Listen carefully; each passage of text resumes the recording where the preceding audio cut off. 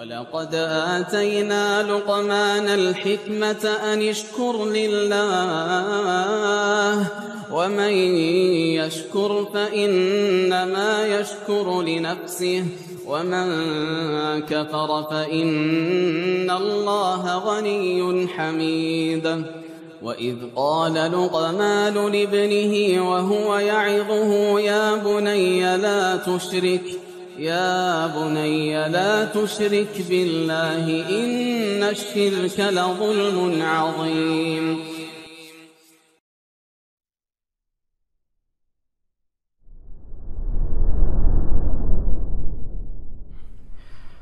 السلام عليكم ورحمة الله وبركاته.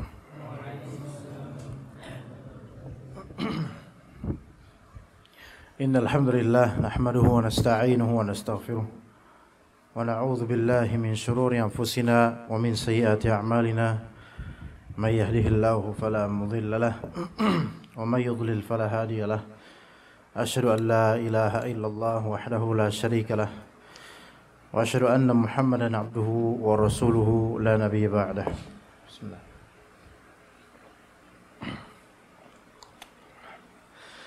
فإن أصدق الحديث كتاب الله وخير الهدي هدي محمد صلى الله عليه وسلم وشر الأمور محدثاتها وكل محدثة بدعة وكل بدعة ضلالة وكل ضلالة في النار. أما بعد.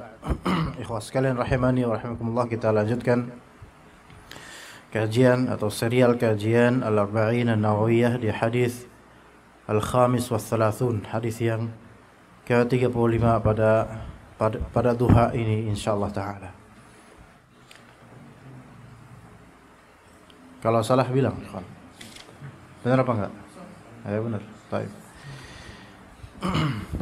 Qala al-Imam An-Nawawi rahimahullah an Abi Hurairah radhiyallahu anhu qala Rasulullah sallallahu alaihi wasallam la tahasadu wa la tanajashu wa la tabaghadu wa la tadabaru wa la yabi' ba'dukum ala bay'i ba'd wa kunu ibadallahi ikhwana. Al-muslimu akhul muslim la yadhlimuhu wa la yakhdhuluhu wa la yakdhibuhu wa la yahqiruhu. At-taqwa hahuna. Wa yushiru ila sadrihi 3 marrat bihasbi imri'in min asy-syarri an yahqira akhahu al-muslim. Kullu al-muslimi 'ala al-muslimi haramun damuhu wa maluhu wa 'irduhu. Rawahu Muslim. Kata Nabi sallallahu alaihi wasallam, la tahasadu. Janganlah kalian saling hasad. La tahasadu. Al-hasad, kebanyakan ulama al-hasad itu, hasad adalah tamanni zawali ni'matil ghair. Ya. Ya gitu. Tamanni zawali ni'matillahi ala al-ghair, yaitu berandai atau berharap hilangnya kenikmatan yang Allah berikan pada orang lain. Ini definisi hasad menurut kebanyakan dari ulama, yang menunjukkan bahwasanya, kalau versi definisi ini, bahwasanya kriteria hasad itu harus ada sisi tamanni zawal an-ni'mah, yaitu berharap hilangnya nikmat tersebut. Namun definisi yang lebih asah, lebih adaq, lebih benar tentang hasad itu adalah membenci kenikmatan yang Allah Ta'ala berikan pada orang lain, atau membenci orang lain, atau membenci keadaan orang lain diberi kenikmatan oleh Allah Azza wa Jalla. Membenci keadaan orang lain diberi kenikmatan oleh Allah Azza wa Jalla. Walaupun dia tidak berharap hilangnya nikmat tersebut. Walaupun dia tidak berharap hilangnya nikmat tersebut. Definisi pertama betul itu hasad. Definisi kedua juga betul, itu hasad. Kedua-duanya adalah hasad.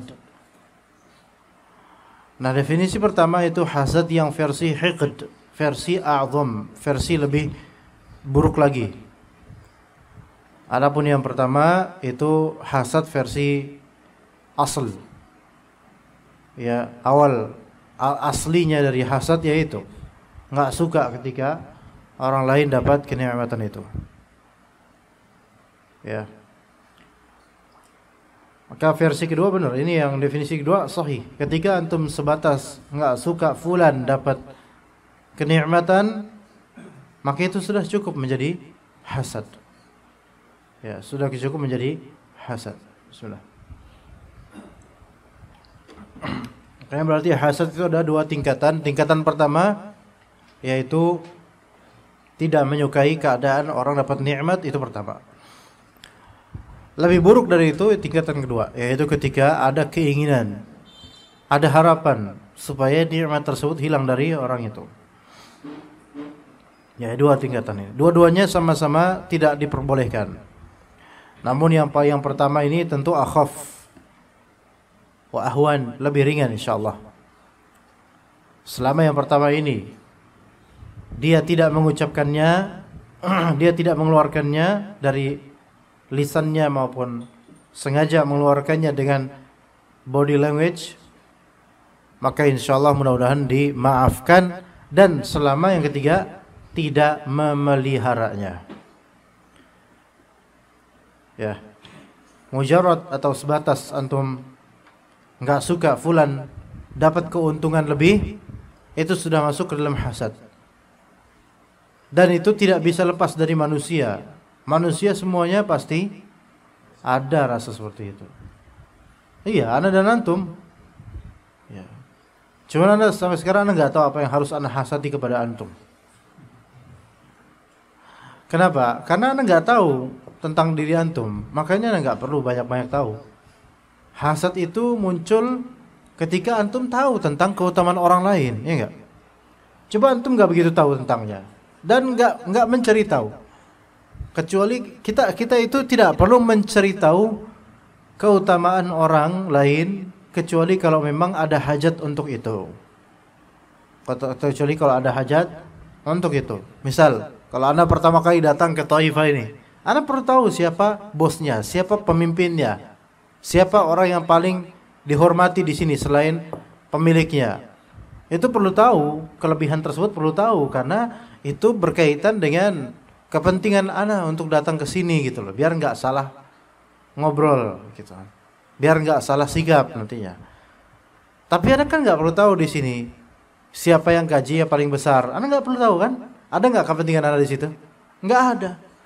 Maka mengetahui kelebihan orang lain dan kita tidak ada urusan dengannya sama sekali, itu bukan suatu keutamaan. Mengetahui keutamaan orang lain yang kita itu tidak mendapatkan faedah sama sekali, enggak ada urusan sama kita, maka itu bukan suatu hal yang utama. Ya. Seperti Anda enggak perlu tahu siapa antum jajaran yang paling top gajinya. Anda enggak perlu tahu, bahkan sesama karyawan pun enggak harus tahu kan? Enggak harus tahu. Bahkan kalau misalnya antar karyawan jadi tahu siapa-siapa dan berapa masing-masing gajinya, kecuali bagian ini ya, bagian keuangan ya, itu beda lagi karena urusannya dia situ. Ya enggak perlu tahu. Kalau tahu malah jadi iri mulai kan. Kok dia kok lebih ya daripada saya, padahal secara zahir kan saya lebih tinggi kinerjanya dan lebih lama di sini. Lihat, mulai kan gara-gara apa? Gara-gara tahu. Seandainya enggak tahu, lebih selamat buat hatinya. Lebih selamat. Ya, tetapi kadang-kadang memang kita perlu tahu kelebihan seseorang.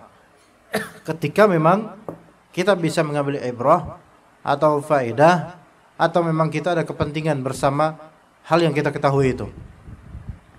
Contohnya antum perlu tahu guru antum itu siapa, antum belajar dengan siapa, didikan mana, mungkin ustadz-ustadznya siapa aja, berkawan dengan ustadz siapa, itu perlu tahu. Bukan hanya boleh tahu, harus tahu gitu loh.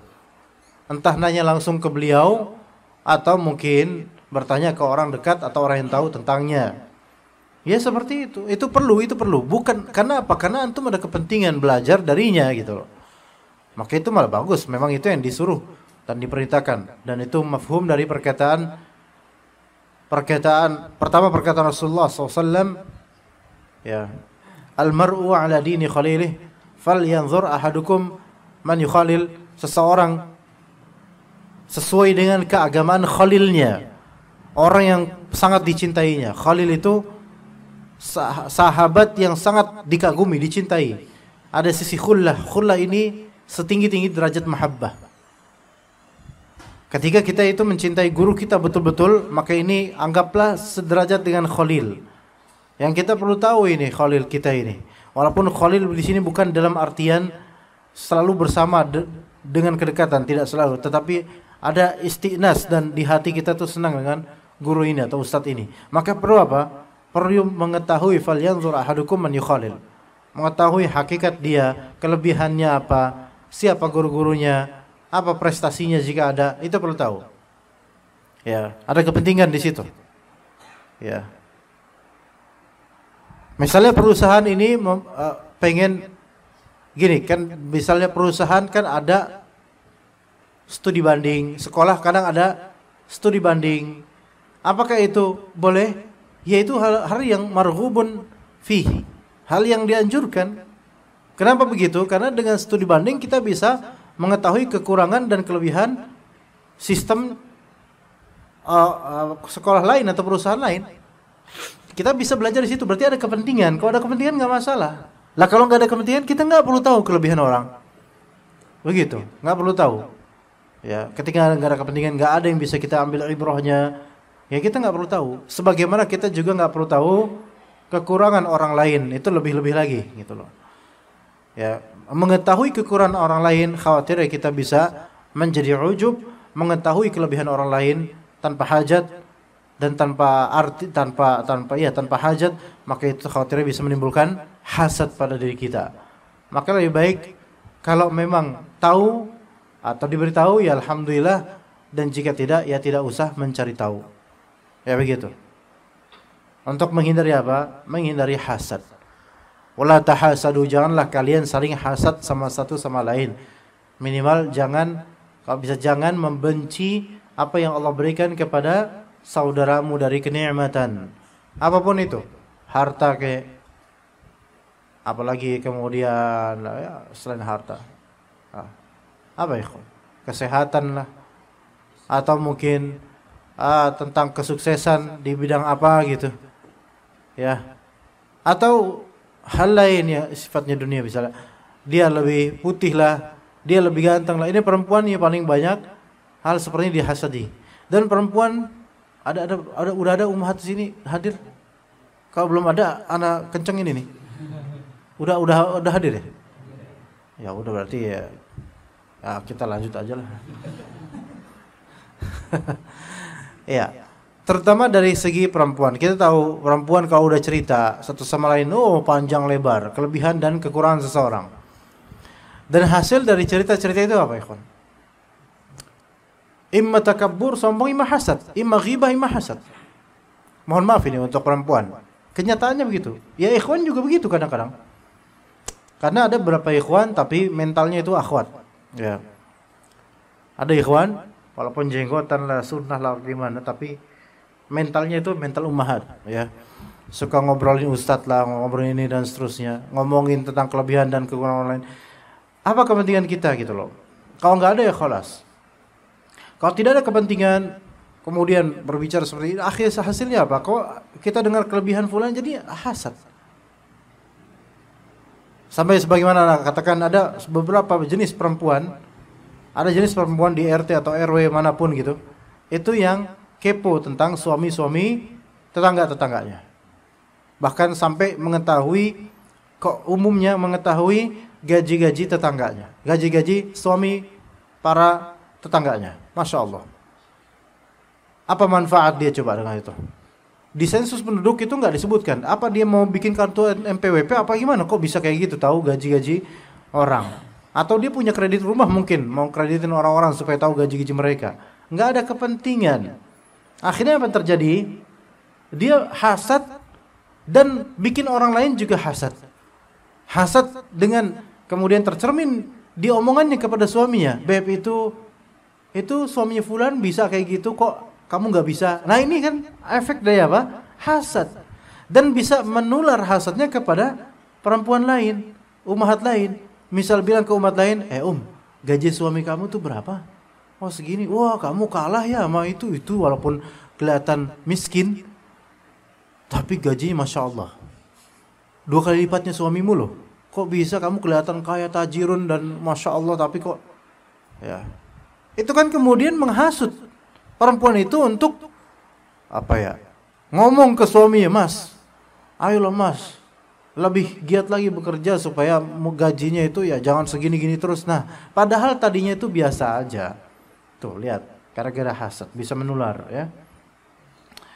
Maka kata Syekhul Islam Ibnu Taimiyah, tidak ada jasad tanpa hasad. Tetapi orang laim mengeluarkannya, menumpahkannya, sedangkan orang karim menahannya. Ya, paham gak? Tidak ada jasad tanpa hasad. Artinya semua dari kita ini mesti terwujud pada dia pernah hasad lah minimal. Ya, pernah iri. Bedanya orang laim itu orang hina. Laim itu hina, karim itu mulia. Orang laim itu menumpahkan hasadnya. Orang karim itu menahan hasadnya. Menumpahkan di sini berarti apa? Ngomong, mendeskripsikan dengan secara nggak sadar mungkin ya. Ngomong, kadang ngomongnya ketika bersama teman-teman yang ngomong dia keluar unek-uneknya, padahal itu hasad, bisa. Atau al-karim, orang yang mulia itu menahannya, yaitu tidak menumpahkan hasadnya, dia tahan dan dia hilangkan. Orang yang terjangkit hasad sebentar kemudian dia berusaha hilangkan hasad tersebut, maka dia mendapatkan pahala atas usahanya untuk mengajari, untuk menghilangkan hasad itu. Ya. Ayo kiper si kita, siapa namanya? Aduh lupa. Kiper itu? Hah? Fatwa. Oh, enggak, itu antum fatwa. Ini apa? Dewan fatwa jadinya. Ini antum siapa ya? Yang pakai jaket, antum siapa? Antum. Iya, antum. Iya. Antum anak baru dah. Bedanya sama fatwa apa antum? Hah? Enggak mirip loh, beneran. Hah? Beneran enggak mirip, Pak? Enggak, antum siapa antum? Enggak, antum siapa? Dede. Kok jauh banget itu fatwa, ini Dede jawab. Antum jawab, namanya jawab. Itu fatwa, itu jawab ya. Dede. Jangan tidur, Dede. 2 depannya. Depannya Dede. Nah. Satu lagi, depannya. Ngantuk, Pak. Siapa namanya, Pak? Hah? Beji? Depok berarti. Apa namanya? Masya Allah, Pak Jimmy, Syekh Jimmy. Jangan tidur. Anda tadi ngeliat antum, Masya Allah. Ya, Masya Allah.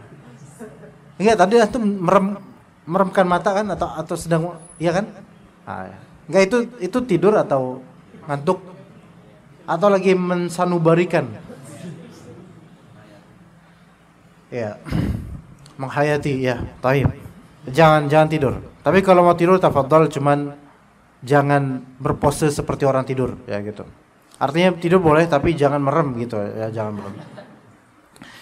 Kemudian wala tanajasu, janganlah kalian berlaku muamalah dengan metode najas atau munajasah.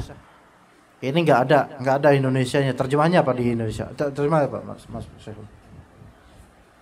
Wala tanajasu, yang kedua, wala tanajasu. Jangan enggak. Tanajasu ini ya nipu itu lebih umum ya. Tanajasu ini beda ya kawan. Iya, tanajasu bagian dari nipu, tetapi diterjemahkan dengan jangan menipu itu di situ apa emang? Menipu harga. Susah kalau diterjemahin nggak bisa. Betul mengelabui, menipu harga, iya betul, tetapi Enggak ada terjemahan yang tepat. Enggak, hatta cari kamus, beneran. Hatta antum beli kamus Munawir sekarang tetap aja. Enggak, tanajasu ini adalah ya saling menipu, tapi janganlah kalian saling melakukan jual beli najas, itu maknanya.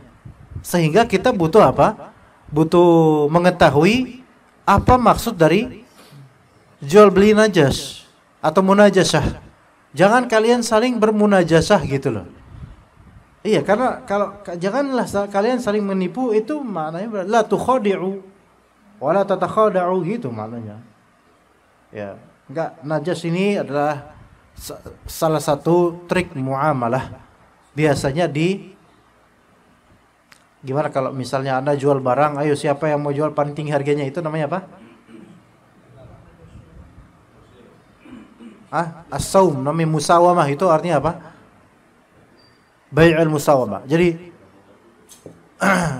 ini saya jual, ayo harga tertinggi bakal saya kasih ke dia. Lelang. Biasanya dilelang ya. Yaitu kadang ada di konteks lelang gitu. Ya kan audiensnya kan ada hadirin gitu, baik online maupun offline. Nanti ada orang-orang yang saya Pak mulai buka harga, padahal dia orang sewaan. 100.000 untuk air bekas Ustaz Hasan misalnya. Allahu musta'an, ya, ulu ya. Kemudian ada pihak lain, wah nggak cukup itu, 200.000. Wah kan orang jadikan ketika melihat itu kan mereka kan orang yang duduk di lelang itu kan rata-rata orang berduit. Nggak ada orang kere miskin duduk di lelang dengar harganya aja mau mati dia, nggak bakal ke duduk lelang. Orang yang punya duit, dan kadang malah orang yang apa? Yang cuma pengen ngeluarin duit, hamburin duit doang, tuh ada kayak gitu. Ya cuma air minum bekas Ustadz misalnya, 100.000, 200.000, oh berani. Ayo siapa lagi yang berani? 200.000 nih, ayo siapa? Ada kemudian 500.000, masya Allah. Yang 500.000 ini ternyata orang ini imma dia iseng, karena ini wah ini teman saya yang punya ini teman saya, biar nanti misalnya siapa tahu bisa dapat persenan ke atau apalah gitu. 500.000 gitu. Sehingga yang lain 500.000 cuma buat air minum bekas doang. Ya. Akhirnya ada yang naikin lagi 600.000. Ya. Ini termasuk menipu. Ya menipu. Siapa yang menipu? Orang yang bilang 500.000 tadi itu menipu. Kalau dia ternyata orang sewaan dari perlelangan, maka ini konspirasi penipuan ini. Nah ini kan yang detail ikhwan, detail. Kalau nipu dalam masalah nipu harga, misalnya apa yang mengatakan, ini termasuk nipu nih.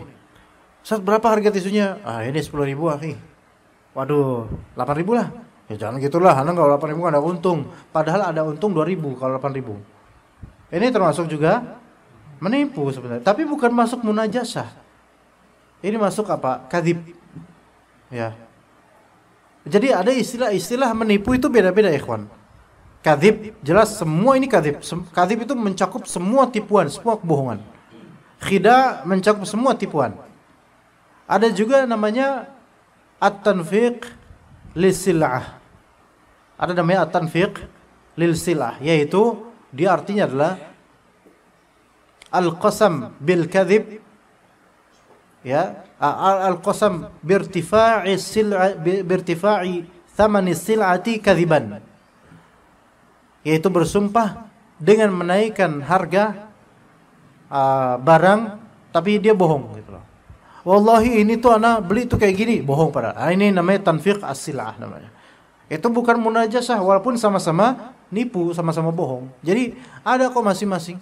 Ya. Namanya masing-masing ada. Ya itu tadi munajasah fi sil'ah. Termasuk juga begini ya, kawan. Ya. Antum misalnya murid Anda. Antum tahu Anda jualan parfum. Alhamdulillah hari ini ada, walaupun cuma 2 orang yang beli dari kalangan antum, ada alhamdulillah. Ya. Misalnya antum beli parfum. Ini misalnya Mas Arif. Beliau langganan Anda. Ada ikhwan lain yang mau beli. Ustaz, mau beli parfum Ustaz. Belum tahu dia harganya berapa. Nah, beliau ini Mas Arif ini kemudian di lapak Anda. Ya.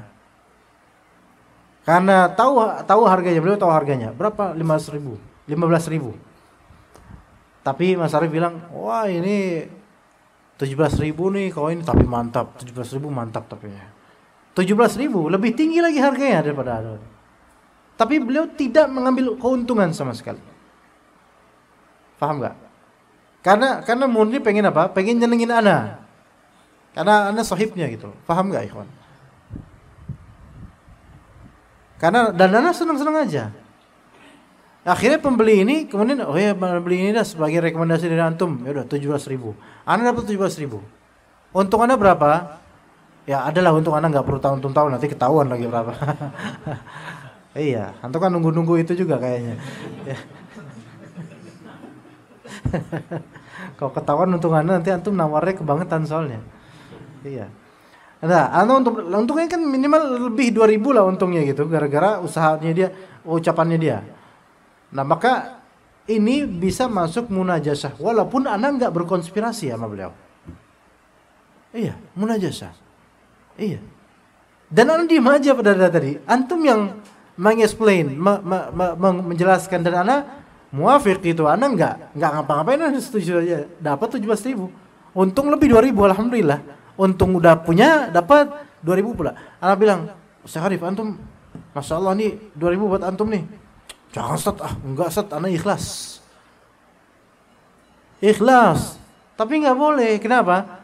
Karena meninggikan harga, memberikan ziyadah fi sil'ah, memberikan tambahan dalam harga normal, walaupun maksudnya nyenengin penjual, tapi penjualan seperti ini merugikan pembeli, mustari. Nggak boleh seperti itu, kecuali kalau antum memang marketernya. Kalau itu nggak apa-apa, karena antum nyari fee di situ. Maka adanya margin tambahan itu, selama diizinkan oleh owner, nggak masalah. Beda. Antum dalam konteks ini pengen nyenengin ana, ini nggak boleh. Tapi kalau antum dalam konteks marketer, antum posisi wakil, dan kewakalahnya antum ini mendapatkan fee sesuai dengan margin tambahan, maka itu sah, nggak masalah.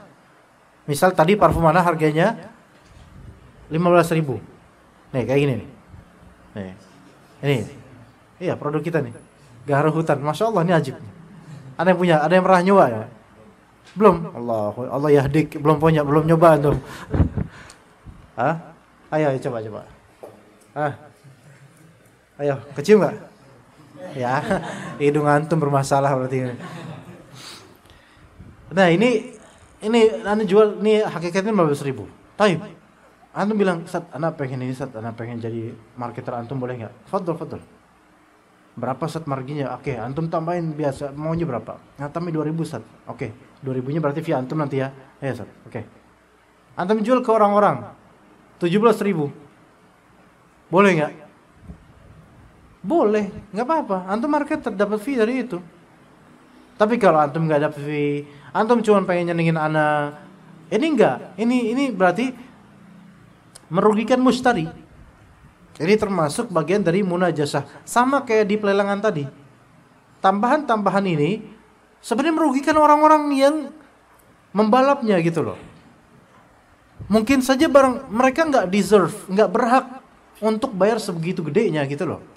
Seperti tadi, ini pembeli nggak berhak mendapatkan atau membayar 17.000 yang asli harganya 15.000, tapi karena antum demi nyenengin ana 17.000, nggak boleh seperti itu. Ya itu namanya munajasah.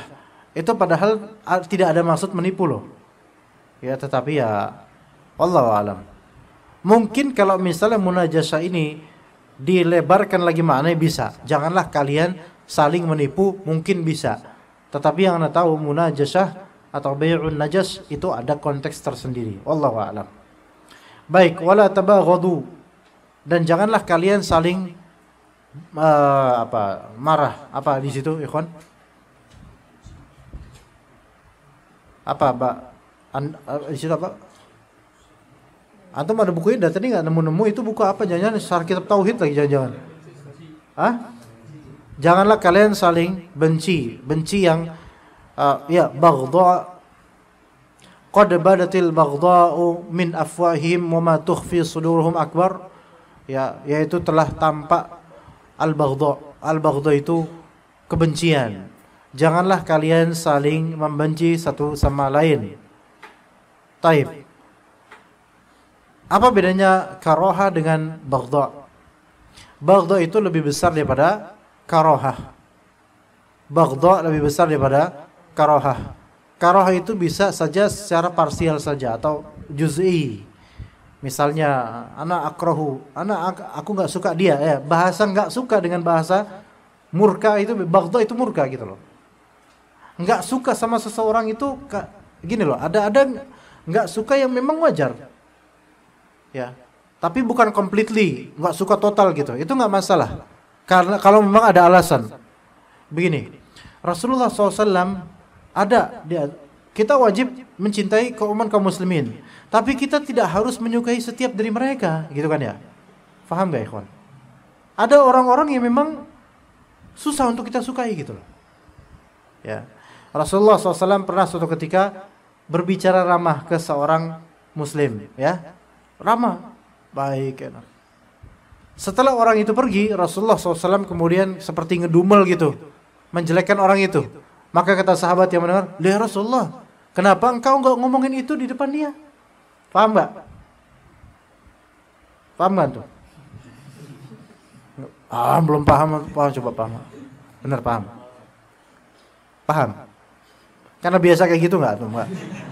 Jadi ya Rasul, kenapa engkau baru ngomong negatif tentang orang ini setelah dia pergi? Pas tadi lagi ngobrol kok gak langsung kritik langsung gitu. Maka apa kata Rasulullah SAW? Sesungguhnya seburuk-buruk orang adalah yang orang lain itu menghindari keburukan dia. Gimana?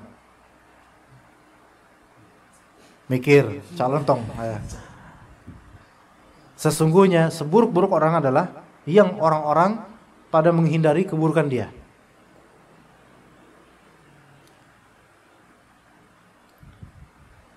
Ayo coba dong Mai, ngerti apa? Sesungguhnya seburuk-buruk orang adalah yang orang-orang pada berusaha menghindari keburukan dia.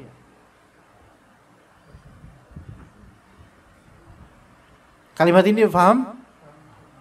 Taib. Setelah kalimat ini paham, ngerti nggak apa korelasinya dengan sikap Rasulullah kepada orang itu? Di depan ramah, di belakang baru ngomongin. Ngerti nggak?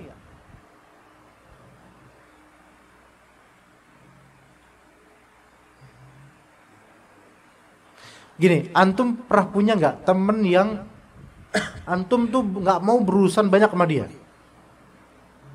Loh, Mas Ari ada di sini, Mas Ari? Loh, antum ada di sini?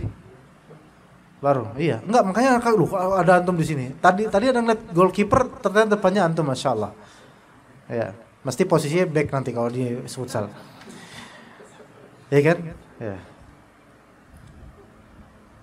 Antum pasti punya teman yang antum nggak mau banyak berurusan sama dia, karena punya urusan sama dia nggak enak, ngerti nggak? Ada nggak orang kayak gitu? Di Taifah nggak ada, semua di kita enak, masya Allah. Ya antum tuh masya Allah, kecuali yang nggak ya. Nah, ya anda nggak tahu kan, anda nggak tahu semua dari antum.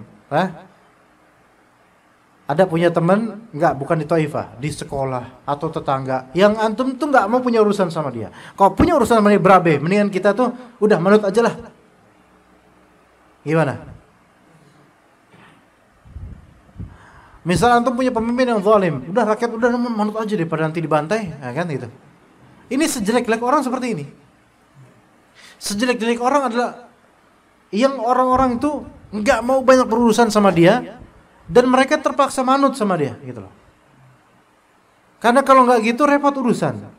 Iyain aja dah, biar cepet, gitu kata mereka. Gimana? Sampai sini paham nggak? Ini menunjukkan Rasulullah itu nggak suka sama orang ini, gitu loh. Tapi bukan berarti Rasulullah itu memiliki baghdha, kemurkaan pada orang ini, bukan. Ini sama-sama Muslim. Jadi jangan artikan wala tabaghadu, jangan kalian saling membenci, berarti kita harus suka sama semua muslim. Ya, enggak semua muslim kan ya baik gitu loh. Enggak semua muslim itu berhak untuk kita cinta, kita sukai semuanya gitu, enggak. Faham sampai sini, ikhwah. Kita mungkin punya tetangga yang ngeselin. Yang kita mungkin tahajud kita doakan, ya Allah cepatkanlah, sempurnakanlah rezeki dia ya Allah, misalnya gitu.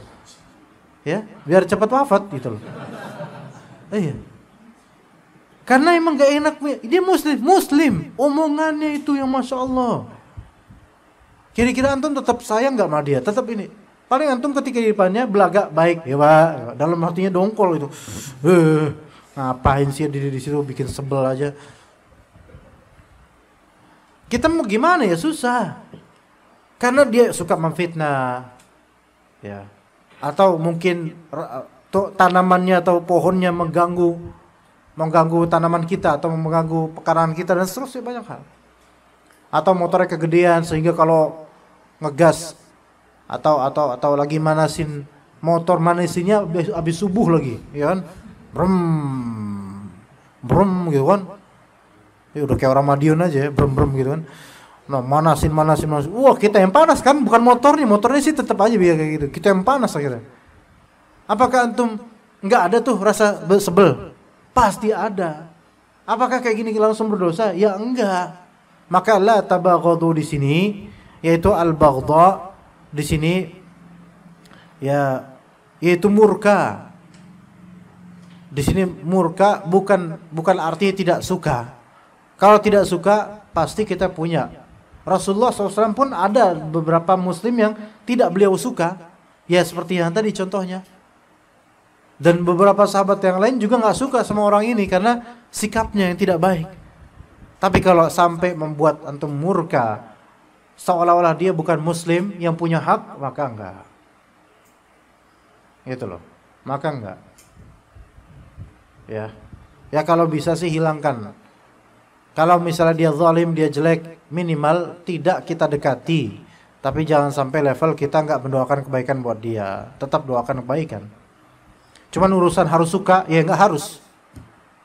Ya, enggak harus. Kemudian kata Nabi SAW, wala tadabaru, dan janganlah kalian saling membelakangi. Ingat, saling membelakangi ini ya bisa dari sikap, bisa dari pendapat. Kalau dari sikap saling membelakangi berarti saling menjauh, tapi tidak dalam konteks yang diperbolehkan. Tidak dalam konteks maslahat. Ada orang saling jauh tapi dalam konteks bermaslahat, bahkan kadang-kadang wajib. Ya, misal antum suka dengan seseukti, seseakhwat. Iya. Antum suka dengan sesosok akhwat. Atau bahasa Islam, antum suka dengan sesosok akhwat. Tapi kemudian ketika antum berusaha melamar dia, seluruh keluarga besarnya berijma' untuk menolak antum. Ijma', muttafaq alaih. Kita telah bersepakat, Mas. Maaf. Antum mungkin bisa cari yang lain. Mudah-mudahan ketemu yang lain. Wah, sedih kan? Nangis. Si akhwatnya nangis. Antum nangis. Wah. Akhwat nangis gembira maksudnya. Enggak. Ya akhwatnya. Kalau emang sudah seperti itu dan antum gak bisa memperjuangkan lagi, menjauh. Wajib apa? Menjauh. Kecuali kalau memang masih ada kesempatan dan antum masih pengen berjuang, ya fadhol, terserah antum lah itu.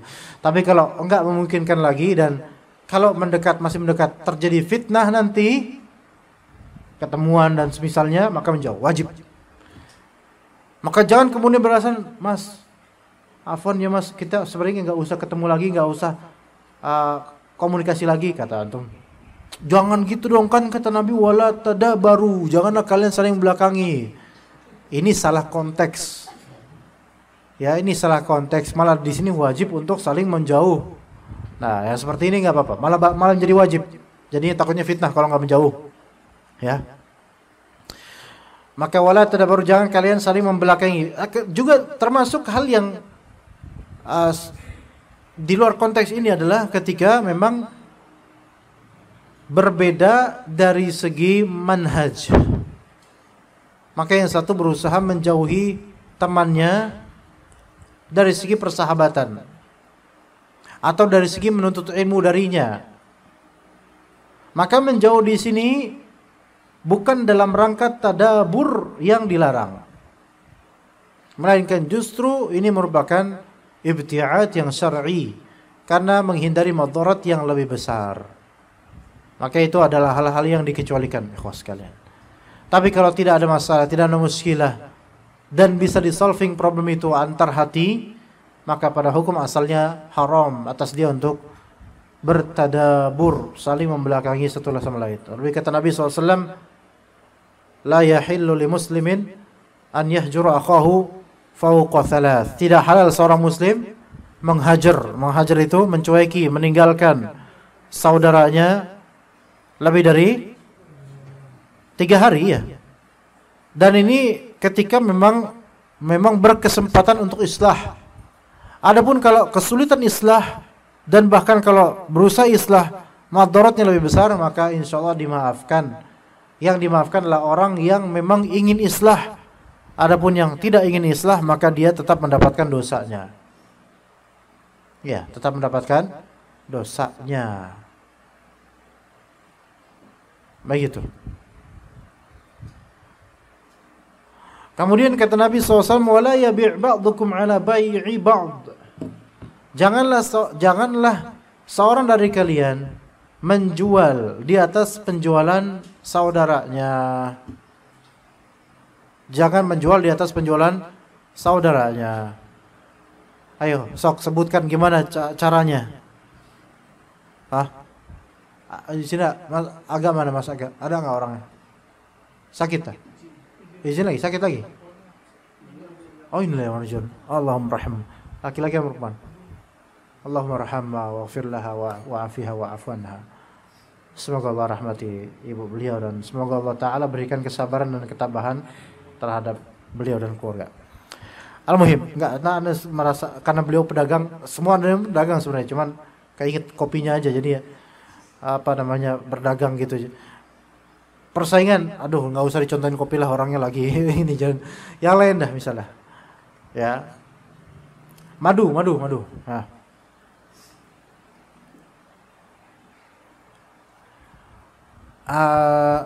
Ada cabang Taifah di daerah dekat Mabes, pintu Mabes ada ya kawan?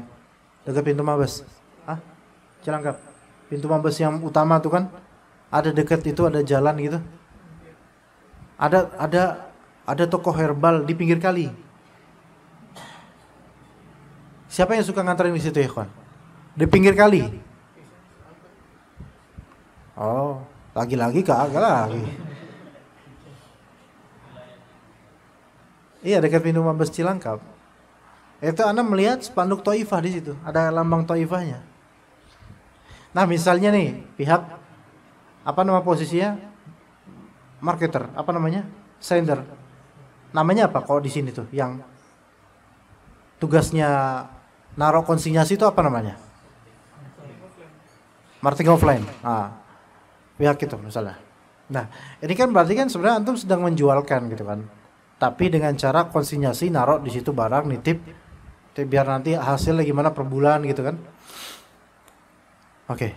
Nah, toko itu sedang membutuhkan apa produk-produk itu atau madu juga. Madu baik itu ada minnya enggak? Ada minnya. Beda lagi ya. Di sini ada madu mengandung min ada. Misal madu min ya. Jenis madu min lagi butuh itu karena stoknya udah enggak punya lagi. Taib. Kemudian ada dari produsen lain. Misalnya produsen Al-Mansurah misalnya. Karena Taifah Al-Mansurah gitu. Al-Mansurah datang duluan. Ini produk kami ya taruh sini. Nah, ini ada madumin juga. Fadl. Berapa harganya? Mas ini berapa mili, Mas? Bro. 330. Bisa hafal gitu antum? 300 mili misalnya. Berapa 300 mili? 50.000 kita jual di sini, antum terserah naikin berapa. Oh ya wes. Oke, taruh. Plek.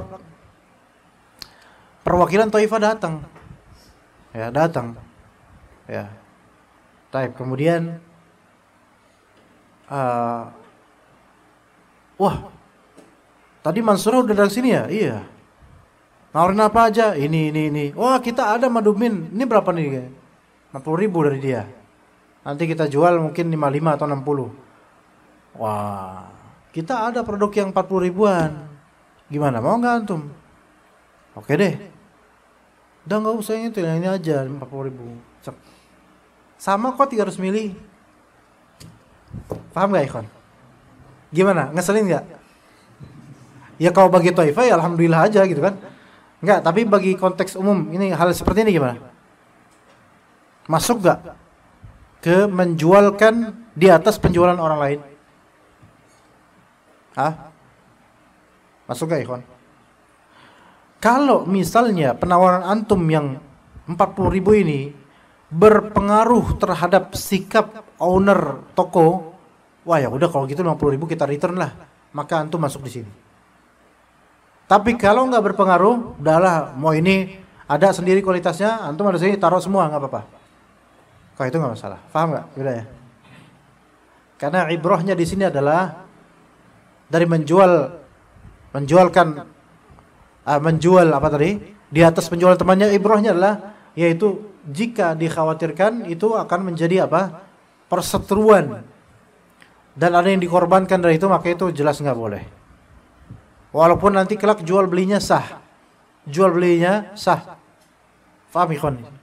Jadi kalau antum tadi nawarin ini resmi 40 ribu produk Taifah lebih murah nggak apa-apa. Orang lebih nyari ini insyaallah. Udah ambil aja. Terus dia kemudian berkeputusan, akhirnya dia nelpon pihak Mansurah. Afwan akhi Mansurah. Perusahaan Mansurah ini afwan tolong ana mau return konsinyasi yang Madumin yang 50 ribuan. Loh kenapa Pak? Enggak ada apa-apa. Ya, tadi katanya butuh Pak. Ah iya sih tadi, cuman sekarang kayaknya udah nggak butuh deh gitu. Maka ini berpengaruh nggak?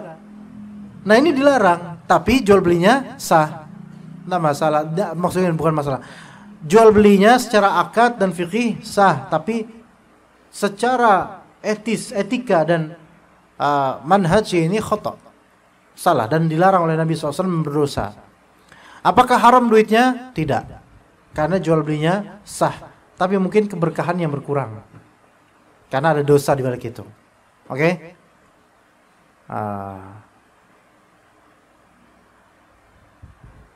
Tapi bagaimana kalau misalnya di sini kalau dicontohkan, contohnya aku melihat seorang laki-laki menjual ke orang lain suatu barang dengan harga 10 real misalnya.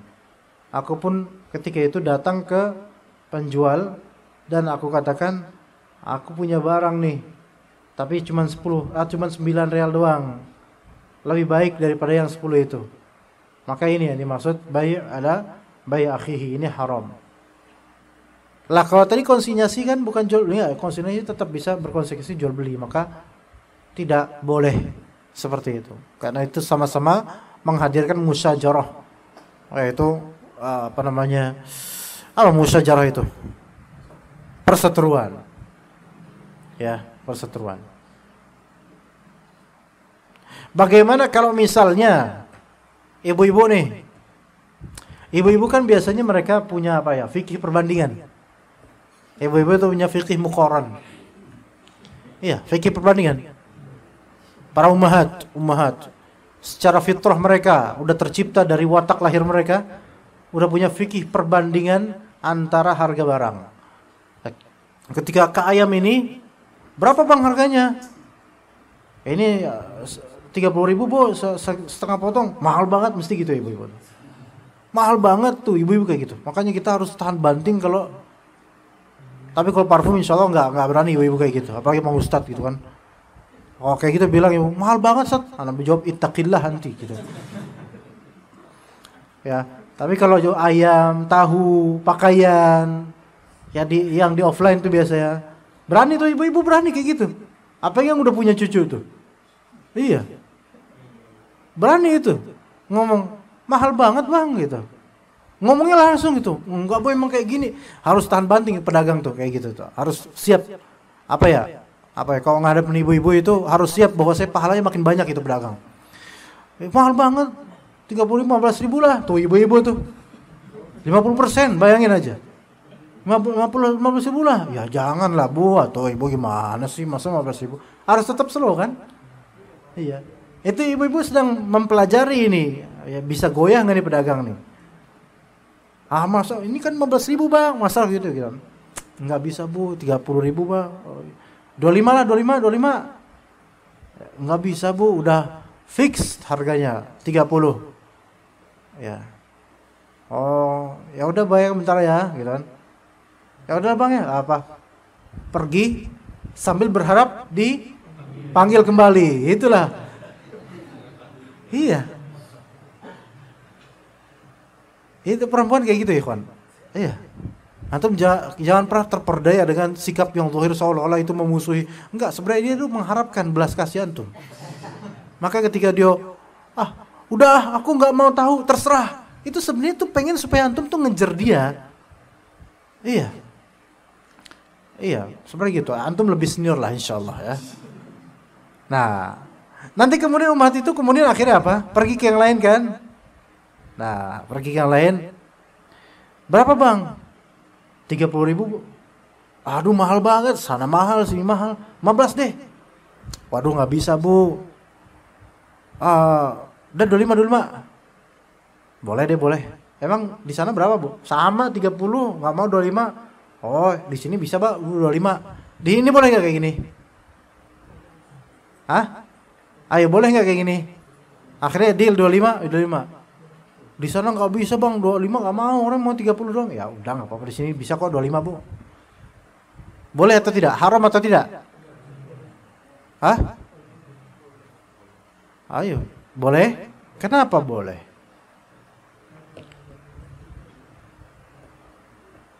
Kenapa? Jawab. Karena si ibu-ibu ini tidak dalam kondisi bertransaksi sama pedagang pertama, ya enggak? Kecuali kalau ibu-ibu ini dalam kondisi transaksi dengan pedagang pertama, lagi transaksi tawar menawar, didatangin. Bukan, nggak mesti datangin fisik, didatangi secara ruh juga bisa gitu loh. Gimana caranya? Datang pocong gitu.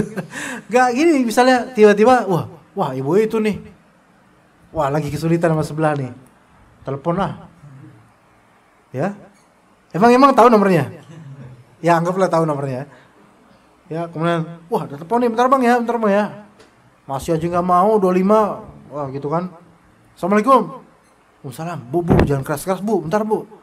Ibu mau nawar 25 nggak bisa. Tahu nih emang nggak bisa, mana apa namanya batu, dia batu. Ya. Iya, pedagang pertama bingung. Kok batu sih? Perasaan ayam dah. Gitu. Aduh Bu nggak apa-apa, di sini bisa 25 Bu, udah di sini aja. Ini nggak boleh. Nggak boleh, yang ini nggak boleh. Karena dia dalam proses apa ya? Musawamah, tawar menawar menuju ke dealing. Maka nggak boleh.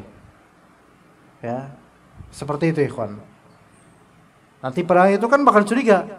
Loh kok ibu nggak jadi Bu? Mahal ah. Oh iya Bu nggak apa-apa 25 kata pedang pertama. Akhirnya ibu itu balik lagi ke pedang pertama, beli 25.000. Pedagang kedua nggak dapat dan dapat dosanya. Ya gitu. Nggak dapat konsumen dan dapat dosanya. Ya seperti itu ikhwan sekarang. Tapi kalau dalam sistem konsinyasi tadi, kalau ternyata tawaran antum yang lebih murah itu tidak berpengaruh pada eksistensi konsinyasi lain, nggak masalah insyaallah. Begitu ikhwan. Ada soal di sini ikhwan? Bisa kita sampai ini. Ayo Pak Andi, fadhil.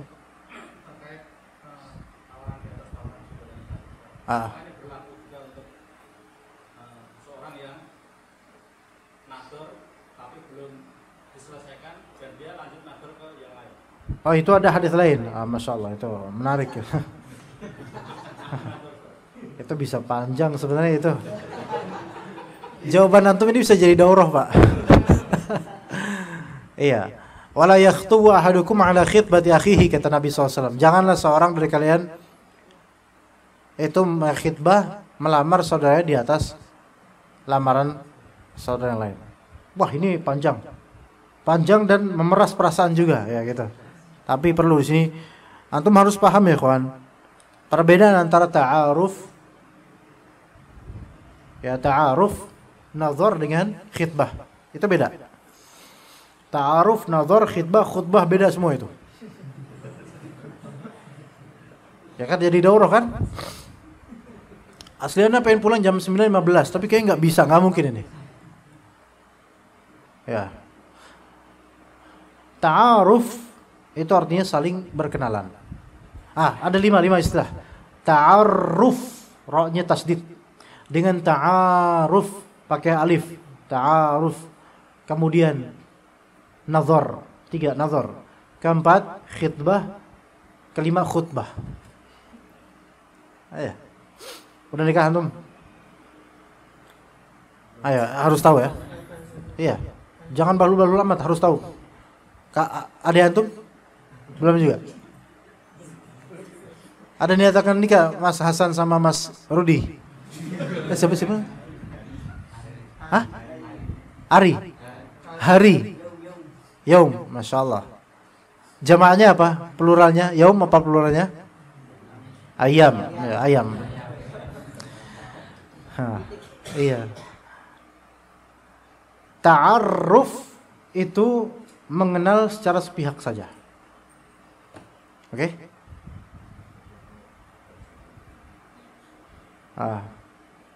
Misal Ana bilang, Mas Arif, antum ada stok akhwat. Ada antum ada kenalan akhwat yang bisa siap nikah. Ada nih beberapa Ana simpen CV-nya. Kok antum bisa dapat kayak gitu? Nggak tahu, Ana ngambil aja dari orang-orang sembarangan. Ya, coba lihat.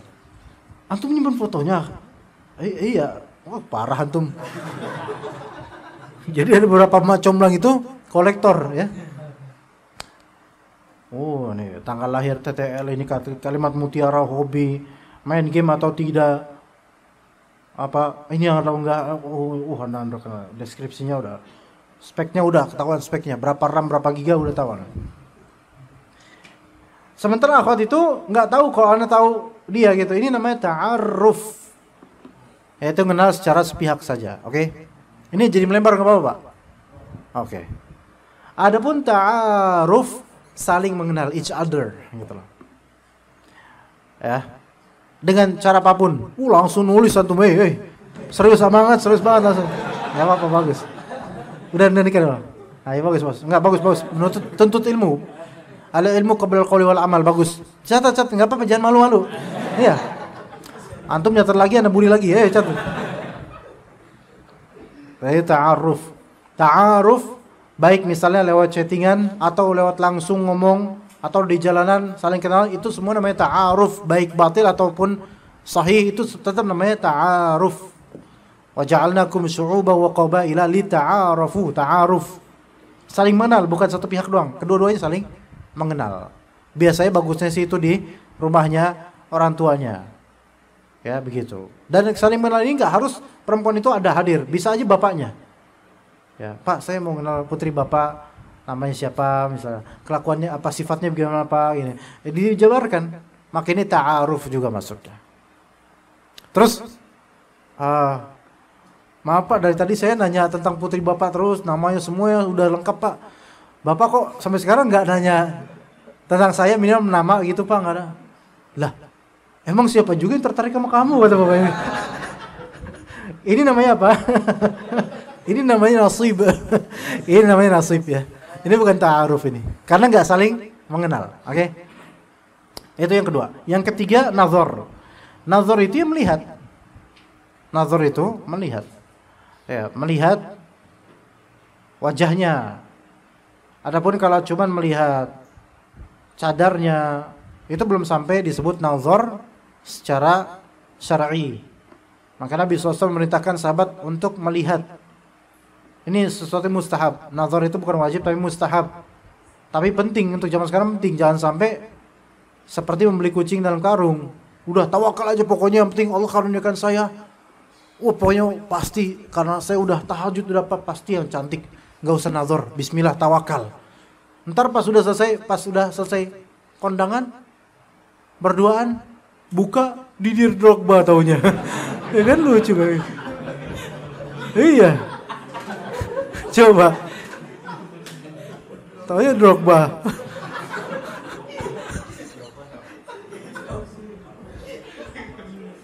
Iya. Antum tahu kan? Dia kalau main bola powernya kan luar biasa itu. Bola udah out aja dikejar sama dia.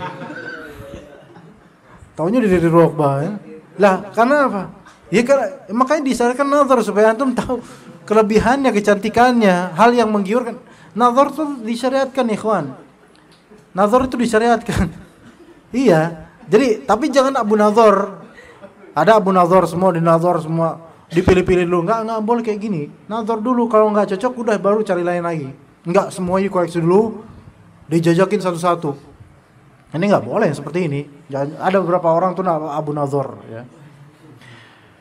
Oke. Itu nazar. Dan nazar itu ya khilaf di antara ulama apakah cukup wajah dan telapak tangan atau bisa nyambung juga ke beberapa spot lainnya. Sebenarnya bisa, yang misalnya telapak kaki, rambut, betis itu bisa. Ya, tapi itu dengan syarat. Para ulama mengatakan dengan syarat. Nazar itu boleh bahkan disyaratkan dengan syarat ketika antum memang ada keinginan dan minat untuk menikah dengannya. Paham gak, ikhwan? Kalau antum tidak ada keinginan atau minat menikah dengannya, nggak boleh nazar. Ini dakik, detail. Kita harus ada keinginan dulu untuk pengen nikah sama dia, pengen nikah sama dia. Urusan nanti nggak jadi, udah nanti. Yang penting ada keinginan nikah sama dia. Nah, tertarik sama dia, nazar dulu. Astagfirullahaladzim. Ternyata pas nazar, astagfirullah. Ya, kenapa bang? Enggak apa-apa. Kok istighfar bang? Ya namanya orang istighfar kan disyariatkan gitu kan. Nggak apa. Kenapa nggak sesuai ekspektasi bang? Lu justru malah ini masuk sesuai. Pokoknya udahlah nggak usah mikirin. Yang penting diampuni dosa-dosa saya gitu. Habis itu besok muntaber gitu, mundur tanpa berita. Nah itu nggak apa-apa, karena baru tahap nazar. Tapi sebelum nazar disyaratkan ada roghbah. Nah orang yang tidak ada roghbah nggak boleh nazar. Makanya sebenarnya banyak CV itu nggak benar. Paham nggak, ikhwan? Sebenarnya CV itu nggak benar. Kalau emang antum gini loh, kan biasanya CV itu kan ini CV, ya kan? Ada nanti dikasih fotonya juga habis itu kan.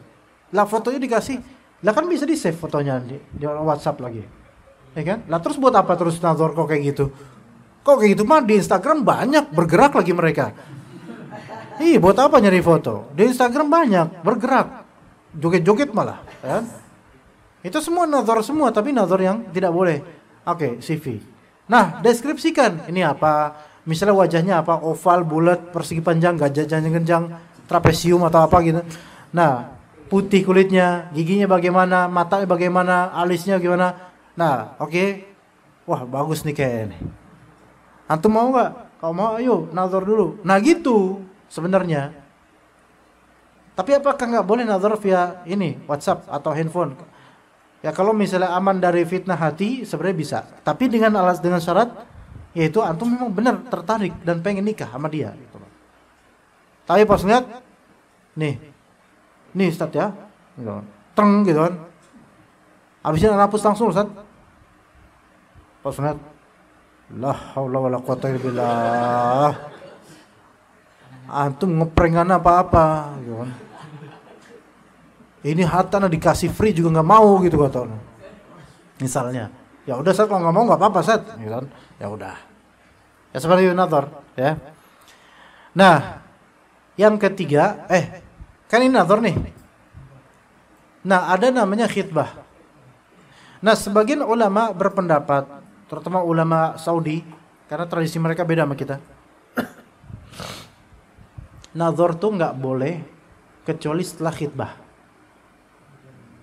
Ya, antum cari di beberapa penjelasan ulama Saudi, ulama Hanabilah, harus khitbah dulu baru nazar.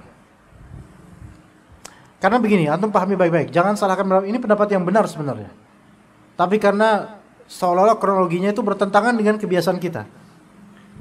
Khitbah itu adalah ikhbarul mar'ati awwaliha, ya, ikhbarul mar'ati awwaliha biraghbatir rajuli fiha lin nikah. fi nikahiha, bi raghbati rajuli fi nikahiha. Hafalin kan. Ya. Ikhbarul mar'ati, atau bisa juga ikhbarur rajuli al mar'ata bi raghbatihi fi nikahiha. Paham enggak? Antum paham enggak? Laki-laki, khitbah itu adalah pengkhabaran dari laki-laki terhadap perempuan atau kepada walinya akan keinginannya untuk menikah dengannya. Itu adalah khitbah syar'iyah sebenarnya. Adapun pernak-pernik itu mukamilat, itu tazyiniyat, perhiasan saja. Tadi apa? Tadi khitbah apa? Pengkhabaran seorang laki-laki kepada seorang perempuan atau walinya akan keinginannya menikah dengannya. Itu cukup, itu udah khitbah itu sebenarnya. Walaupun nggak pakai pesta, nggak pakai lampu hazard yang di mobil-mobil apa rombongan pengantin apa gitu, mau lamar, rombongan lamaran gitu, rombongan besan, calon besan, itu nggak harus seperti itu. Iya beneran, nggak harus seperti itu. Biasanya ya karena memang urf kita ya lebih menghargai ya mungkin. Apalagi terhadap perawan ya harus ada kayak gitu supaya penghargaannya lebih tinggi, mungkin gitu maksudnya. Tapi kadang hal itu membuat ribet. Undang seluruh keluarga, bawa, mewah-mewah dulu ya. Habis duit, belum nikah udah banyak juta-jutaan. Ya mindsetnya itu nggak benar sebenarnya kayak gitu. Belum nikah, udah habis banyak duit hanya buat hal-hal seperti itu. Oke lah kalau ngundang keluarga tafadhol. Tapi tidak perlu sampai hingar-bingar, seserahan harus mewah dan seterusnya. Belum nikah ini akhi. Entar nikah juga tetap aja gaji segitu juga kan? Ya udah, standar-standar aja, nggak usah berlebihan. Ya, nah oke. Itu namanya kok di uruf kita khitbah, tapi khitbah secara syar'i adalah antum cukup mengabarkan aja itu sudah merupakan khitbah. Wah, panjang ini. Tapi penting. Anak pengen melampiaskan kepentingan ini ke antum gitu loh, karena udah lama nggak ngomongin ini. Khitbah di sini, ikhbar. Antum bisa mengabarkan lewat SMS, WhatsApp juga bisa. Tapi jangan dengan kalimat yang sebenarnya itu bukan nggak baik, misalnya I love you, nah gitu. Assalamualaikum, waalaikumsalam warahmatullahi wabarakatuh. I love you. Si akhwatnya ngejawab, I love you too. Tapi ada tulisan di atasnya diteruskan. Ngerti ya? Loh, berarti ada selain aku. Lah emang kamu siapa kata dia. Enggak gitu cara khitbah. Ya. Cara khitbah enggak gitu. Assalamualaikum, waalaikumsalam. Neng ikut abang nonton dangdutan yuk. Najis loh, bukan gitu juga. Assalamualaikum, afwan ukhti. Ana ada keinginan untuk menikahi anti. Waalaikumsalam. Itu balasannya lama tuh. Antum akan lihat dia sedang menulis, diam, sedang menulis online. Ragu-ragu. Sedang menulis online. Aduh, ragu-ragu dia. Antum seneng kan kayak gini? Wah, gitu. Ya. Iya, terus dia jawab, maaf saya Andi suaminya. Anda siapa ya? Ayo. Antum harus tahu lah. Orang kalau udah punya suami jangan diapain. Iya. Nah, sedang menulis enggak bukan pengalaman antum. Yang ngakaknya paling gede. Ya, sedang menulis tidak. Ragu-ragu. Bingung mau jawab apa? Ada banyak pilihan zikir di situ. Subhanallah, alhamdulillah, la ilaha illallah, wallahu akbar. Paling terakhir tuh naudzubillah min dzalik ada tuh. Mau yang mana gitu? Bingung akhwat dipilih. Misalnya, Masya Allah, Tabarakallah, ada hargai niat baik antum. Wah, ini bagus nih, Masya Allah. Oke, kalau gitu boleh nggak saya nazar? Ini sebenarnya dia sudah merupakan khitbah. Nah, sekarang permasalahannya yang tadi ditanya, apakah boleh kita mengkhitbahi di atas khitbahnya saudara kita terhadap seorang perempuan? Ini konteksnya sesuai dengan bagaimana bagaimana keterusan dari pernyataan khitbah tersebut. Ya. Banyak orang yang nggak paham tentang masalah khitbah itu gambarnya itu harus seperti itu, seperti yang terjadi di tradisi kita. Padahal tadi itu udah khitbah. Menyatakan saja bahwasanya kita pengen nikah sama dia itu udah khitbah. Nah, sekarang gimana perempuannya? Ada dua keadaan. Imma perempuannya. Ada tiga keadaan. Imma perempuannya mengatakan iya dengan beberapa model perkataan, misalnya Masya Allah mas, Alhamdulillah ini yang aku tunggu. Nah itu iya jelas tuh berarti kan. Ini berarti iya dia setuju gitu loh. Maka kalau udah iya kayak gini, nanti urusan ada lainnya. Yang kedua, dia bilang tidak. Saya tertarik sama kamu, saya suka sama kamu. Maukah engkau menikah? Will you marry me? No way, Allah musta'an, ma'adzallah. Ya. Iya. La haula wala quwwata illa billah, idhhab faqat ila al-bahr kata dia gitu. Iya. Itu dua. Enggak mau saya. Afwan ya. Saya enggak mau menjatuhkan harga diri saya. Masya Allah nih wah susah nih kayak gini. Berarti nolak jelas. Kalau nolak itu mau orang lain mau langsung khitbah dia enggak masalah. Oke? Karena jelas ini nolak. Yang ketiga abstain. Masih gantung. Oke? Kalau masih gantung seperti ini, maka boleh antum masuk. Ini yang ketiga ya, yang ketiga. Masih gantung. Gantung di sini ada artian digantung, enggak dijawab secara apa ya? Jelas gitu loh. Misalnya gimana saya mohon sama kamu entar ya aku istikharah dulu gitu. Nah ini gantung. Entar ya aku diskusiin dulu sama orang tua, ini gantung. Wallahu alam besok assalamualaikum ini juga gantung. Maaf saat ini masih belum bisa memberikan jawaban mas gitu digantung. Ini semua muallaq gantung. Ketika posisi gantung ini siapapun boleh masuk. Fadhal. Ya enggak masalah. Nah, itu udah jelas nomor 2 dan 3 ya udah jelas ya. Yang ditolak dan digantung jelas boleh. Nanti yang dilarang yang mana? Coba yang pertama. Dia bilang, "Iya, Mas. Alhamdulillah ini yang aku tunggu selama ini akhirnya engkau menyatakan hal ini." Masya Allah. Langsung antum kan berbunga-bunga itu. Wah, langsung. Iya. Di konteks ini boleh nggak orang lain dalam artian apa ya? Nyalip atau melakukan khitbah menyatakan itu. Ini ada berapa model. Ya. Kalau orang tersebut tidak tahu kalau si fulanah telah dilamar kayak gini, nggak tahu dia, maka nggak masalah, nggak dosa. Kan nggak tahu. Ya, oke. Kalau si fulana, kalau dia nih tahu nih fulana sudah dilamar dan diterima. Misal antum pengen sama dia, waduh dia dilamar diterima lagi, kurang ajar ini, saya harus berjuang buat dia. Ini ada dua kemungkinan. Dilihat dari bagaimana si pelamar, laki-laki pelamar ya. Kalau si pelamar itu mensegel tidak ridho kalau ada yang, dan memang pada asalnya tidak boleh, nggak boleh ada yang setelah saya, maka haram hukumnya antum menyatakan apapun kepadanya. Oke? Tapi kalau misalnya pelamar ini insaf legowo, misalnya si akhwatnya bilang, "Mas, maaf mas, ada juga yang suka sama kamu selain ada juga suka sama aku selain kamu, Mas."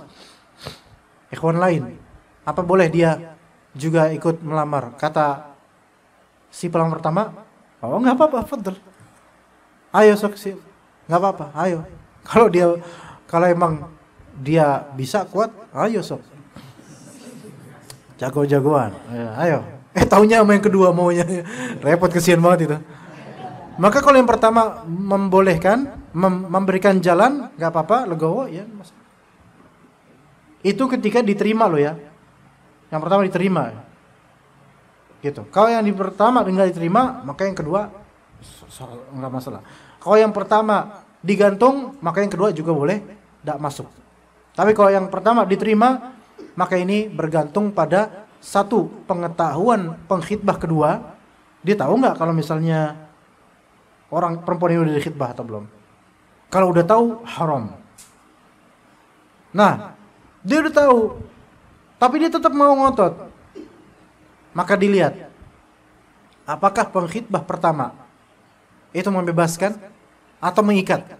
Kalau membebaskan, maka nggak masalah, nggak berdosa. Ya, tapi pada asalnya haram, sebagaimana dalam hadis Nabi SAW. Itu khitbah. Nah, di saat dianjurkan dalam melakukan khutbah, dianjurkan dalam khutbah. Khutbah itu apa? Khutbatul hajjah maksudnya. Innal hamdalillah nahmaduhu wa nasta'inuhu wa nastaghfiruh. Ya. Beneran itu, beneran.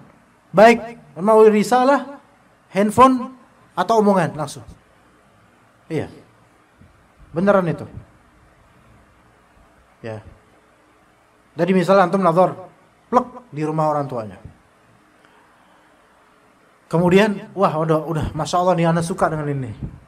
Antum langsung bilang, Bismillahirrahmanirrahim. Jadi Pak, sebelum saya pulang, saya pengen menyatakan sesuatu. Oh silakan nak. Bismillahirrahmanirrahim. Innal hamdalillah nahmaduhu wa nasta'inuhu wa nastaghfiruh. Kata bapaknya, waduh, saya belum pakai sarung sama baju koko nih. Loh kenapa Pak? Mau Jumatan kan? Ya enggak Pak, ini namanya khutbatul hajah Pak. Saya pengen mengkhitbah, ya, putri Bapak, dan disunahkan sebelum khitbah pakai khutbatul hajah. Oh gitu ya nak, Masya Allah. Itu mertuanya antum, calon mertuanya antum yang tadinya nggak ridho sama antum, itu insya Allah, Masya Allah ini, Masya Allah ini bagus ini dia nih. Iya, ya, terusin ya Pak ya. Fa inna asdaqal hadithi kitabullah. Atau baca juga ayat-ayat yang 3 itu. Ya ayyuhalladzina amanu taqullaha. Panjang gitu sampai bapaknya mulai tarik kebiasaan Jumatan gitu. Ya gitu. Nah, jadi begini Pak, amma ba'du, dengan ini saya menyatakan saya insya Allah ingin menikah dengan putri Bapak. Ya, ya gitu. Iya benar. Ya, ini supaya lebih enak disaksikan ya Pak ya sama keluarga yang lain gitu, yang coba disaksikan. Oh iya disaksikan. Dah deh saya beberapa pria. Jadi Pak begini, saya pengen menikah dengan putri Bapak, ya, Fulan binti Fulan gitu. Dan insya Allah saya tahulah mas kawinnya berapa insya Allah. Ya. Kira-kira Bapak bersedia nggak? Coba mungkin Bapak mau nikahkan nggak putri Bapak sama saya? Oke. Ya saya insya Allah akan nikahkan si ini dengan Fulana ini dengan kamu. Maharnya gampang insya Allah. Oke, kalau gitu saya terima nikahnya Pak. Sah nggak? Sah. Ayo Beb. Loh, apa Mas? Belum Mas. Udah sah loh. Secara fikih udah sah loh Pak. Lu beneran Mas? Beneran ini. Ini udah sah. 2 saksi udah ada. Ijab kabul tadi udah ada. Ya kan? Mahar aja yang belum. Mahar kan bisa ntar. Mahar nggak harus disebut. Iya? Wali udah ada nih walinya, Bapak antum, Bapak anti. Udah kamu sekarang boleh saya pegang. Loh, nggak bisa Mas, saya belum. Iya, nggak bisa Mas. Loh, ini bisa tuh bisa kan saya pegang tuh kan? Ayo.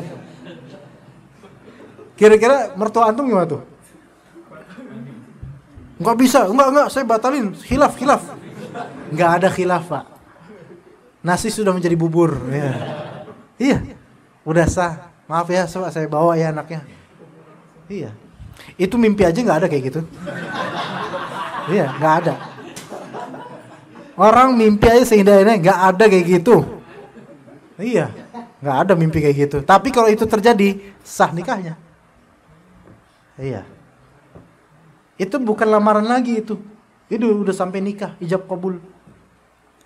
Karena ada ijab kabul. Ya insya Allah saya nikahkan putri saya dengan kamu. Iya. Oh, saya terima nikahnya Pak. Iya. Ya, ini saksi, tadi ingat gak? Ngelihat sih, tapi kan kita kira bukan nikah. Tapi ngelihat gak? Punya mata kan? Punya mata.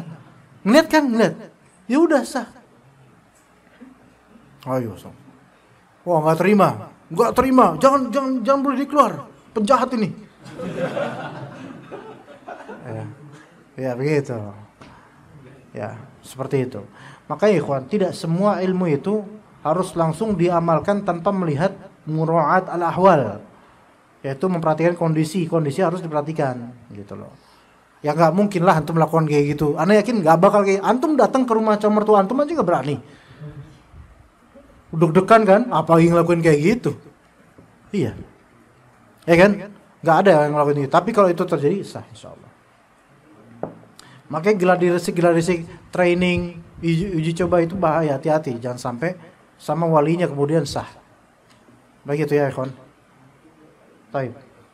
Oke, cukup sampai situ insyaallah, udah jam segini. Wassallallahu ala nabiyina Muhammad wa ala alihi washabihi ajma'in.